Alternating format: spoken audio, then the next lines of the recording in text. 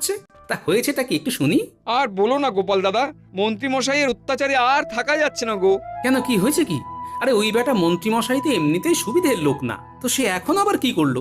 আর বলো কেন, মন্ত্রীমশাই নিজের সম্পত্তি মনে করে আমাদের ক্ষেতের সবজি, কারো গাছের ফল, তারপর তুমি বলো। আমার দোকানের মিষ্টি সব কিছু কেড়ে নিয়ে চলে যাচ্ছে।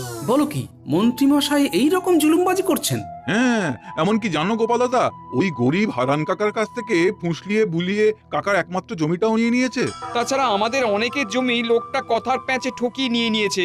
আমরা গ্রামের মুখ্য সূক্ষ্ম মানুষ গোপাল দাদা, অত কিছু বুঝিও না, আর মন্ত্রী মশাই বলে তাকে কিছু বলতেও পারি না। সেটারই সুযোগ নিয়ে আমাদের ক্রমাগত ঠকিয়ে চলেছে মন্ত্রী মশাই, জুলুমবাজি করে। একে নিয়ে তো আর পারা যাচ্ছে না গোপাল দাদা, তুমি এর একটা কিছু বিহিত করো। এরকম করে চলতে থাকলে তো আমরা না খেতে পেয়ে মরে যাব, শেষে ভিক্ষে করে পেট চালাতে হবে যে। কি মুশকিলে পড়া গেল বলো তো। এই পাজি মন্ত্রীর জ্বালায় গ্রামের মানুষ তো আর টিকতে পারবে না দেখছি। গোপাল দাদা, এর একটা বিহিত তোমাকে করতেই হবে বলে দিচ্ছি। তুমি আমাদের শেষ আশা ভরসা। আচ্ছা বেশ, কিছু একটা তাহলে ভাবতেই হচ্ছে। এই রাজ্যের মন্ত্রী হওয়ার কারণে ওকে বিনা প্রমাণে কিছু শাস্তিও দেওয়া যাবে না।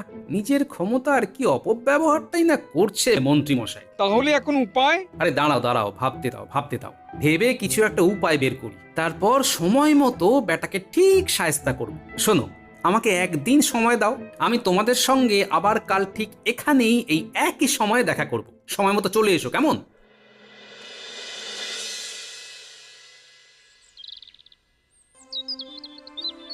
কি গো গোপাল দাদা, কিছু উপায় পেলে? হ্যাঁ, কিছু উপায় ভেবেছি।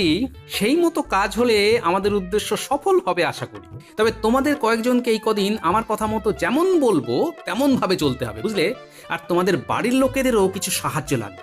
বলো, পারবে তো কাজ করতে? হ্যাঁ হ্যাঁ হ্যাঁ, হ্যাঁ, নিশ্চয়ই হ্যাঁ, হ্যাঁ, নিশ্চয়ই। নিশ্চয়ই। কি উপায়? বলো, বলো। তাহলে শোনো,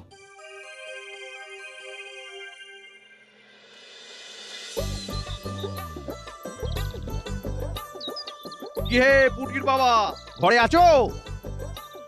ও মন্ত্রী মশাই, উনি যে বাড়ি নেই। সে কি, পুটির বাবা এই সময় আবার কোথায় গেল? ইস, আজ তাহলে আর কিচ্ছু নিয়ে যেতে পারলাম না, ফসকে গেল। বেটা যে কোথায় যায় কে জানে। আচ্ছা মন্ত্রী মশাই, একটু অপেক্ষা করুন, আমি ওনাকে ডেকে পাঠাচ্ছি। কিন্তু তুমি এই বিকেল বেলা বাড়ি ছেড়ে একা বেরিয়ে যাবে পুটির মা? তোমাদের তো বাড়িতে আর কেউ থাকেও না যে যাকে রেখে তুমি বাইরে বেরোতে পারবে। না না মন্ত্রী মশাই, আমাদের বাড়িতে আমাদের একটা ভেড়া আছে, ওই ওনাকে ডেকে আনবে। কি বললে? হেরা মানুষ ডেকে আনবে? বলি তোমার কি একেবারে মাথাটা খারাপ হয়ে গেছে গো পুটির মা? শোনো শোনো, এই ধরনের মজা আমার একদম পছন্দ নয়, এই আমি বলে দিলাম। না না মন্ত্রী মশাই, আপনি আমাকে